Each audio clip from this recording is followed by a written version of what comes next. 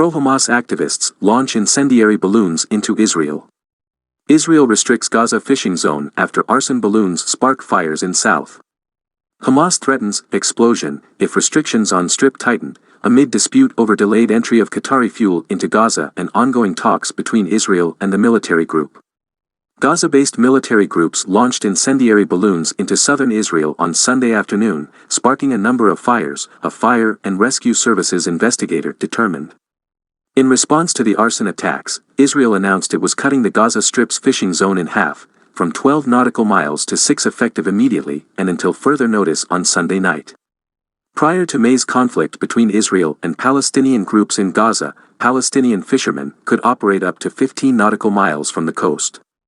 This follows the launching of incendiary balloons from the Gaza Strip into Israeli territory, which is a violation of Israeli sovereignty, Israel's military liaison to the Palestinians, the coordinator of government activities in the territories, said in a statement.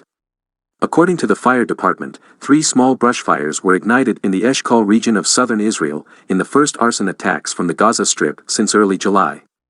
A fire investigator from the Southern District Fire and Rescue Services found that the blaze was caused by the launching of incendiary balloons, a fire department spokesperson said. There were no injuries or damage to property reported. The new Israeli government, installed in June, has responded to previous balloon incendiary attacks with airstrikes on Hamas targets. In its statement, Kogat said the attacks were ultimately the responsibility of the Hamas group, the de facto ruler of the Strip. Hamas has warned of a return to fighting should Israel seek to again tighten restrictions on the blockaded Gaza Strip. The coastal enclave has seen tighter controls than usual since the May conflict between Israel and Hamas.